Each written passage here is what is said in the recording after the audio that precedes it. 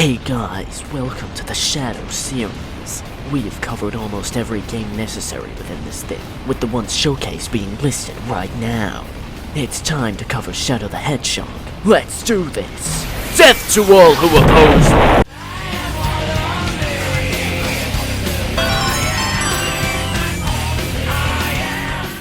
Shadow the Hedgehog is actually not that long. I know I technically just lied to you, but I committed to this ranking of these games back in January, so my bad for changing opinions. Despite the ranking anyway, I would seriously say that Shadow 05 is an actually really solid video game. I genuinely think it's got some really fun elements to its gameplay, despite the more overt problems covering them up for most. I did originally think back in October 2024 that the game wasn't that good at first, but after spending a good amount of time with it, getting all the endings and A ranks, my thoughts changed drastically. So, why is that? Well, let's talk about it. Shadow the Hedgehog is a blast, and here's why.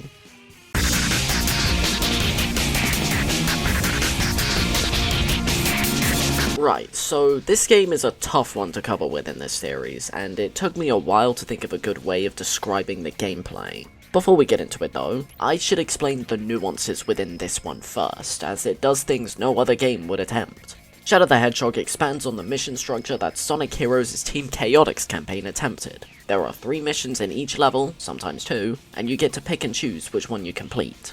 There's the Dark mission, usually involving messing up the human factions in some way, the Hero mission, usually accompanied by another character like Sonic or Knuckles, and the Neutral mission, usually involving you getting to the goal ring. Each one you complete will take you to a different level, showcased here. This is a level map, telling you what levels you completed in a playthrough and which ones you'll be moving to next. Dark missions move you up a row, Hero missions move you down a row, and Neutral missions stick you to the same row. You'll be doing 6 levels on every full playthrough of the game, and it's up to you which ones you complete. Every level in the last column specifically only has 2 missions each, and they tell you which boss you fight and which ending you get. You have to get all 10 endings to unlock the final story, consisting of 1 level, the last way, and the final boss. You got that? Does that make sense? It's about as good as I can explain it, I'm sorry if it confused you. This structure makes the game feel sorta choose-your-own-adventure style, if that makes sense. The motivations and portrayal of Shadow changes between each one, making every playthrough of the game unique. There's about 326 possible routes you can take, so do whatever you want, really. I personally think this structure is awesome, even if it does mean replaying some levels over and over again. You need to play the first one a minimum of 10 times to get to the final story, so make sure you like that one if you're gonna go for it. Okay, that's enough preamble. Let's cover the design of each level pretty briefly, and then talk more about the missions themselves, okay? Let's go. For a first level, Westopolis is damn awesome. It really feels like you're playing through the intro to the game, thanks to the sheer amount of explosions, all the suffering of the gun soldiers, and you can drive a car, it's silly. It's not crazy well designed, but I like it. Digital Circuit is frantic and fast-paced, thanks to these sections travelling you across the circuitry. Not a lot to say, it's just really sweet. Glyphic Canyon has some cool set pieces thanks to the giant tornadoes affecting the environment a lot, even taking you to a different location at a point. It's a good time, but not one I think about a ton. Lethal Highway is the first one here, which changes how fun it is depending on the mission. I won't go too in-depth into it yet, so I'll just say that the huge stretches of land are super fun to test Shadow's speed on. You can go places here. Cryptic Castle has some fire theming, but not the greatest layout, similarly to Mystic Mansion. It gets a bit too puzzly for me at certain points, but the theming seriously carries the experience, making me like it overall. Prison Island is a solid time. It calls back to the adventure games whilst having some fun moments with the spinning top you ride along the acid. That's really it, the most 7 out of 10 stage in the game. Circus Park is surprisingly fun, once again thanks to the awesome theming of a theme park. There's a ton of cool moments that really make use of this concept, and it never gets old to go through. Central City is unfortunately the first kinda bad stage here. Neither mission for it is fun thanks to the very confusing layout. It's basically 3 circles connected to one another, and I've just never had a good time here. At least the Doom is next, you know, an even worse maze. I adore the idea of Shadow reliving the experience of running away from the military before Maria's death, but the design sadly makes the experience a chore very quickly. It is so easy to get lost. At least Sky Troops is good. The atmosphere is grand and empowering, and the sheer scope of this floating fortress makes it super fun to traverse. Sadly, we're immediately back to the bad ones, as Mad Matrix is next. This is another one that kinda depends on what mission you're playing, but to a lesser extent. There are 4 major sections of the level connected via this giant web of circuitry, and it becomes a nightmare making it from one side to another, especially for a certain mission. It's all fine though, as we've got Death Ruins up next. This one doesn't have the craziest layout out there, but I love the aggressive atmosphere created via the super intense music. The arc is just kinda whatever. It's all about riding one of the Black Arms creatures across the Space Colony arc, and I wouldn't say it's bad, just nothing too crazy. Airfleet is quite fun, not only because of the hilarious Dark mission, but also because I just like the platforming. There's a good sense of danger thanks to how high you are. Iron Jungle is pretty forgettable, to be honest. It's not poorly designed or anything, it just doesn't have anything unique to its name when compared to the others. Space Gadget plays a lot with gravity, and it does that in a really neat way. Unfortunately, all it really does is flip you without any escalation of difficulty throughout the stage. It's okay. Oh boy, Lost Impact! Think of the Doom, but with a more linear layout. This may seem like a good thing, but the missions you have for this one just make it so much worse. Probably my least favourite stage in the whole game. At least we move on to a personal favourite, Gun Fortress. This is pure, unadulterated wish fulfillment. Thanks to the mechanics at play here, you can just run straight forward and mow down everything in your path. It's so damn fun. I've never been a fan of Black Comet, sadly, as it just goes on and on and on. Other stages may go on longer, but at least that's because of the missions. This one lasts around 10 minutes no matter what mission you do. If the length was halved, I may like it more.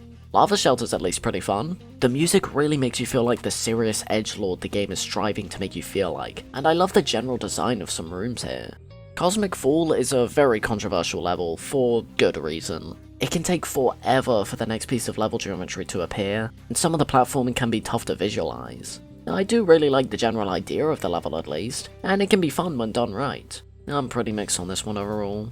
Final Haunt is kind of based. This is basically a better Black Comet, with faster paced gameplay, more unique mechanics, and a shorter length. The music also adds a ton to the atmosphere, making for one of the better levels in the game. Finally, the last way is a mix of Black Comet and Final Haunt. There's also some moments where you have to use one of your Chaos powers to progress, which I'll get into later, and it's kinda neat, but nothing really stands out about it. Overall, fine, but largely tossable. And there we go! That was a lot to take in, I'm sorry, but it was the best way I could think of covering everything in as concise a way as possible. Now, to briefly cover the missions, they range from surprisingly cool to downright miserable. A lot of them consist of defeating all of a certain type of enemy in one stage, and I mean all of them. 90% of the time, the amount of enemies you need to kill is the exact amount listed on the mission. There is a good chance you'll miss a few and need to go back to previous checkpoints and scour the level for them. There are some exceptions, like Glyphic Canyon's hero mission, but that's not a rule. This is the precise reason why Lost Impact is my least favourite stage. I once needed to scour the level for 42 minutes just to beat the hero mission. It sucked so bad. The same holds true for the Doom, Iron Jungle, Black Comet, Westopolis. It's in a lot of levels, souring them a ton. Some levels don't have it as bad, surprisingly, like Death Ruins. It has all the enemies you need to defeat very clear in your path, so it doesn't feel as annoying there. There's also a bunch of missions that are exclusive to stages that I don't like, so I'll just list them now. Cryptic Castle Dark, Central City Hero and Dark, the Doom Hero, Mad Matrix Dark and Hero, especially Dark, and Space Gadget Dark. The ones I didn't mention are ones I tolerate or straight up enjoy, like Circus Park Hero and Airfleet Dark. There's seriously so much to say about these things that I may make a video in the far future going more in depth about them all. That's another to add to the pile. That's about all I'll say on this topic for now though, so let's move on. Yeah, there was a ton to cover, and I realistically only scratched the surface of what I could talk about. I think that the levels themselves are really cool, but the mission structure is what makes or breaks a stage. Some are too far gone to save, like the Doom and Lost Impact, but the majority are quite fun to just blitz through on their own. If only there was a way to do that organically within the game. Ah well, there's still more to cover with the gameplay, so let's do just that.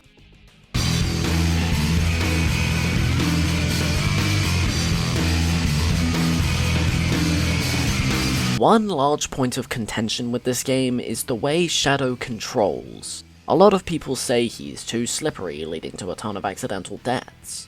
I'm gonna be honest though, I think this is the smoothest controlling game from the adventure era of Sonic. I'm not exaggerating for comedic effect either, I truly believe this. It's so easy to go from lightning fast to a complete halt in comparison, and you're almost never gonna come across a control quirk here.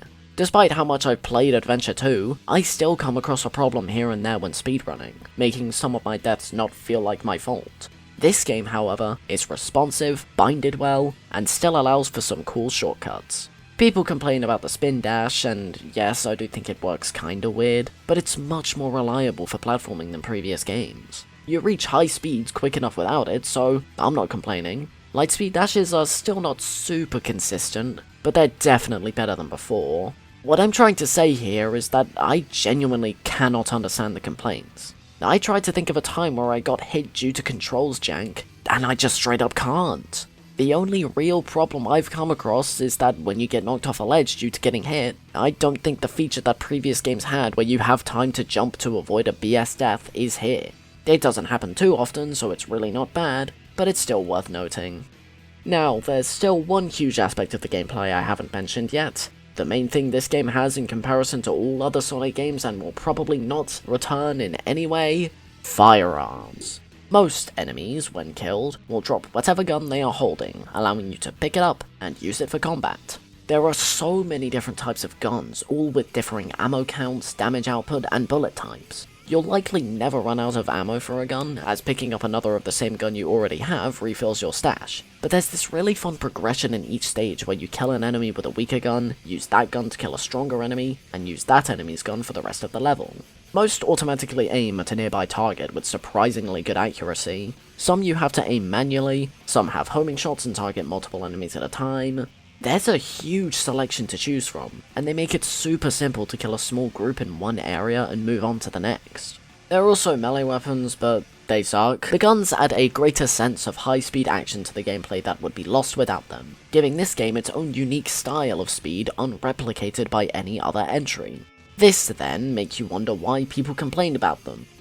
Well, it's because guns, and guns are cringe in Sonic. Oh, I just hate guns. Literally the only complaints I've seen for the guns is that they are guns. Nobody complains about how the guns complement the game design, because they do. They wouldn't work in basically any other Sonic game, sure, but I seriously think that the weapon system works well with what this game does with its levels, so there's no point in complaining. Of course, if you don't like the way the guns were implemented, that's totally fair, but what's not fair is judging them purely based on the mere concept. Try them out, you might get some appreciation. Last thing about Shadow's moveset, the Chaos powers. Doing good things like putting out fire and killing Black Arms soldiers will fill up the blue meter. Doing bad things like destroying architecture and killing gun soldiers will fill up the red meter.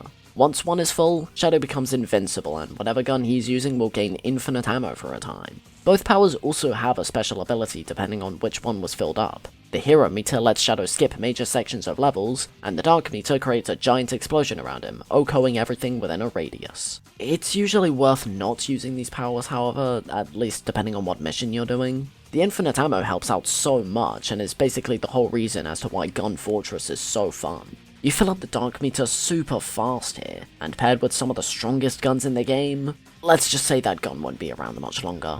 Overall, these powers are only a boon. You can kinda control when you get them to skip parts of a level you don't like, and they make some levels infinitely more fun. Okay, that's almost everything I wanted to mention about the gameplay, but I haven't talked about the bosses yet, so let's quickly cover them. Some of them are scattered around the middle levels of the game, and others are reserved for the endings. Black Bull has two fights, the first one being kinda repetitive as you run up to him and homing attack him a bunch, but it's not annoying. The other one is funny, as thanks to the Chaos meter, you can actually kill him in around 30 seconds. The Egg Breaker is different across all instances, but it's fine for the most part, not a lot to analyze. Heavy Dog and Blue Falcon are technically the same, but the fights work super differently, so I'm counting them as such. Heavy Dog's kinda fun, but Blue Falcon can drag a bit.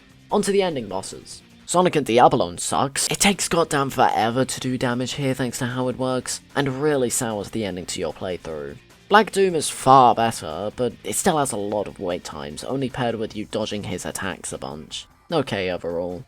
Finally for now, the Egg Dealer is weirdly fun. It's not a good fight realistically, but there's gambling. I think that's the only reason why I enjoy it, to be honest. Overall, the fights in this game range from kinda solid to ass. That's everything I really needed to say here, so on to the story.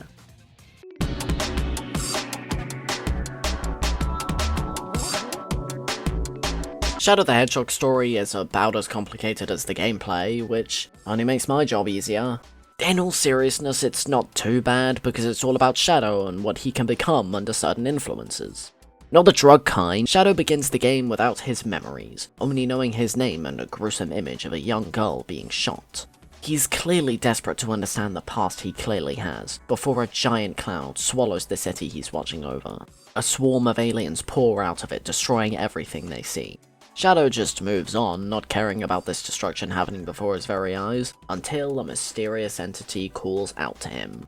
It tells him to collect the 7 Chaos Emeralds and flies away before it can answer any of Shadow's burning questions.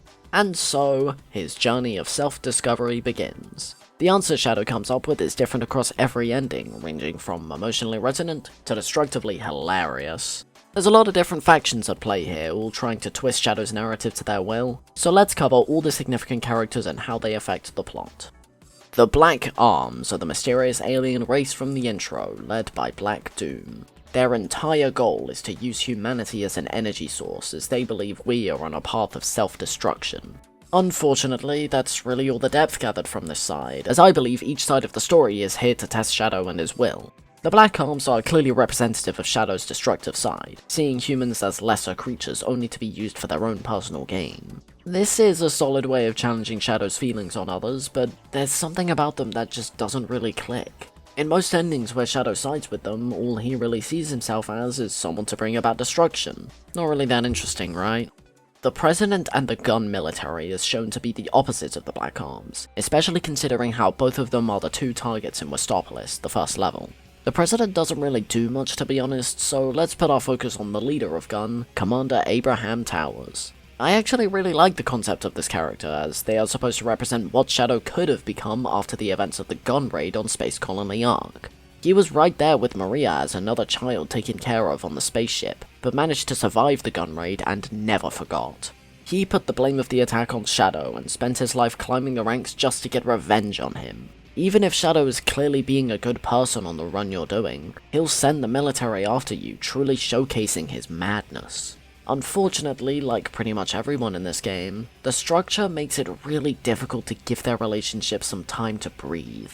There's only one scene in the game that allows them to interact, which tells you this entire backstory. It's a pretty good moment, but because of the structure of this game, this leads Shadow to entirely believe him, and come to a conclusion that's not really resonant with a compelling message. By the end of the game in the last story, he does realize his wrongdoings, but more than any other character, this one would have been so much better in a more normally structured game.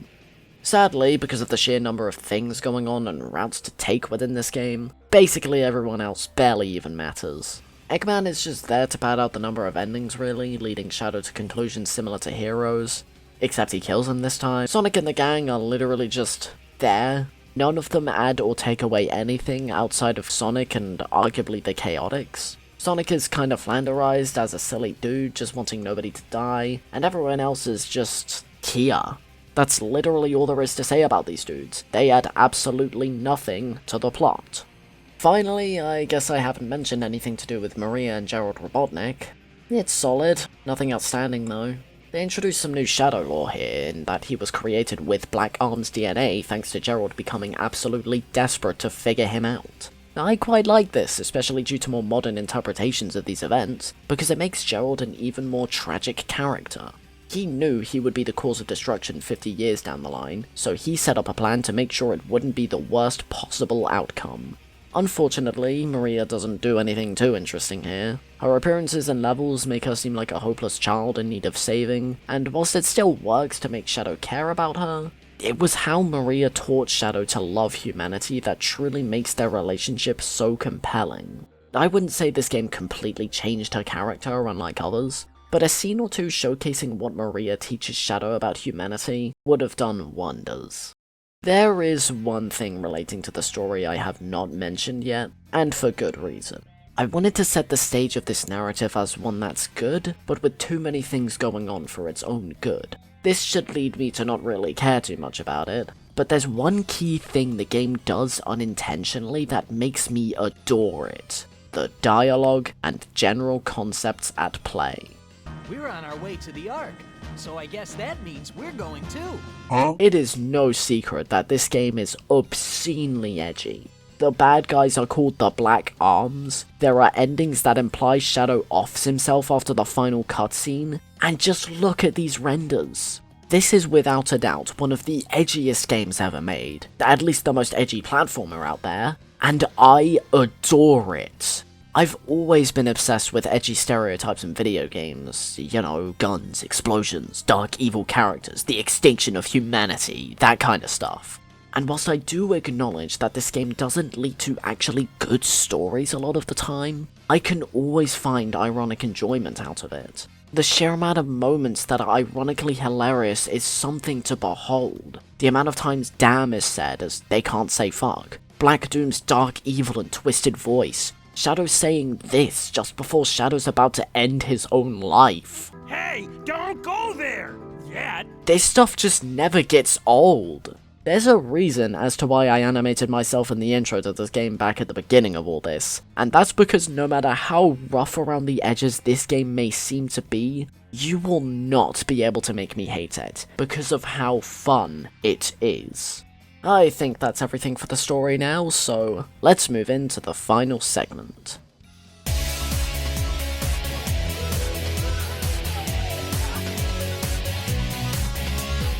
Shadow the Hedgehog soundtrack has always been a personal favourite of mine, thanks to its never-ending lineup of supremely edgy tunes. It's tough to think of a track without a rocking electric guitar blaring in the background, and somehow, each song manages to stand out from one another. Let's get into it. I Am All of Me is one of the best main themes in the series. Don't know how many times I've said that, but it rings true here as well, thanks to its insanely catchy instrumental movements and hard-going lyrics. Can you see all of me? Walk into my mystery. Step inside and walk for dear life. This game's version of E.G.G.M.A.N is probably my favourite, which is a shame as it only plays in the background of a single cutscene. Really had to pull an Infinite on me, huh?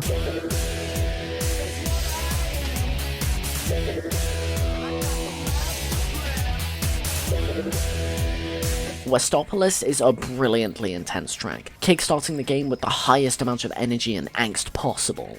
There is no better song to start a game like this with.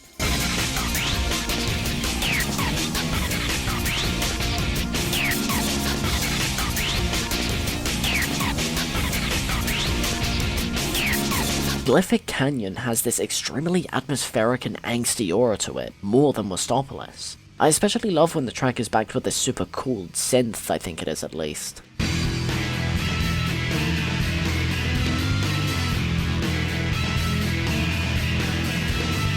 Digital Circuit just never lets up. It adds so much to the cyberspace aesthetic, truly cementing itself as one of my favourites from the game, both in terms of level design and music.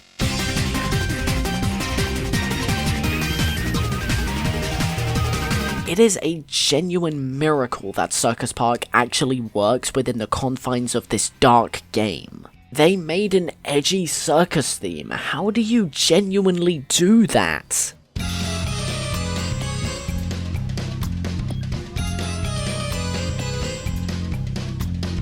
Death Ruins is angst incarnate. The others give the vibe of the edge, but this one is entirely on that thing, and I can't get enough.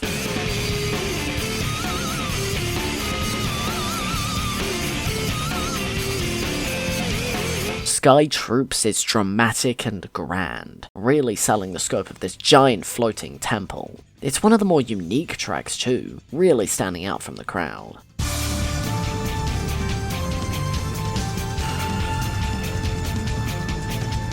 Gun Fortress is such a fascinating choice for a song to the finale of a true evil route. You'd expect the most insane, intense song ever for the end of this one, but no. We get this subtle, deeply unsettling theme, representing humanity's last chance to survive.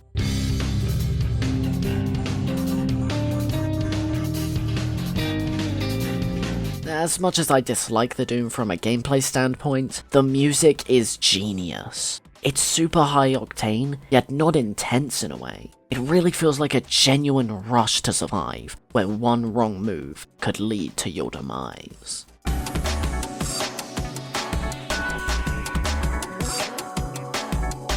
Lava Shelter is a song that feels like what the game actually wanted to strive for with its atmosphere. This is the cool that you imagine an edgy game to be, and I absolutely adore it.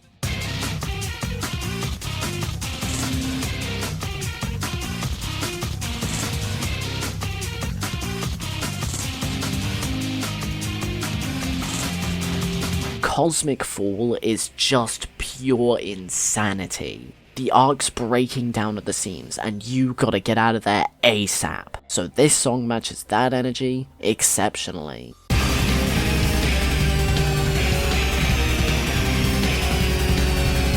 Final Haunt is about as interesting as Gun Fortress for a final level, but for completely different reasons. It basically tells Shadow that he's already won against the Black Arms. The rest will be simple. He's just gotta get through these last little bits, and he'll be home free.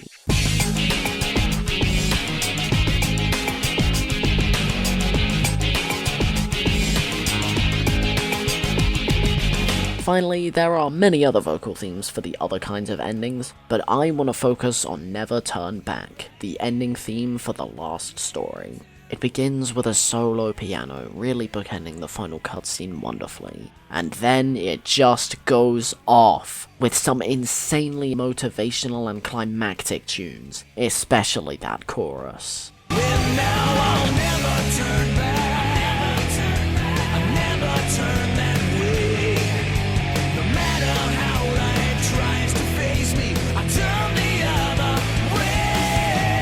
And there we go. There's still a ton of songs that I haven't mentioned that I love, like The Chosen One, Mad Matrix, Lost Impact, and so many others. There's enough good here to make a separate video, to be honest, so I'll leave it there for now.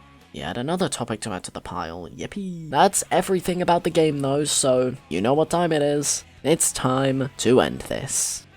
Shadow the Hedgehog is genuinely a good game. I do not believe there to be any aspects of the game that do not hold up, even the story. The adventure games reach higher highs and don't have as low lows as this one, so I do think they are better. I wouldn't be shocked if you like this game more than them, however, as there's so much to enjoy. I didn't even mention Expert Mode, which you unlock after completing all A ranks for every mission. You play through every level in a row like a normal Sonic game, and it is genuinely so much fun. I haven't tried out Shadow the Hedgehog Reloaded, which is a mod that streamlines a lot of the more iffy aspects of the game, but I felt like it was worth mentioning, as it's really cool. This is honestly one of the games I'm the most interested in seeing others' thoughts in, as there's so much to think about with it.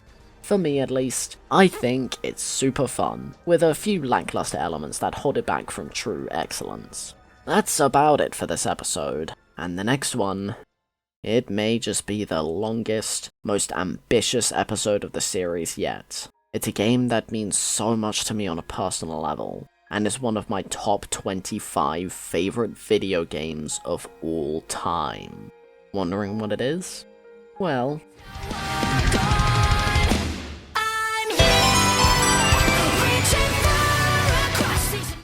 see you then. Goodbye.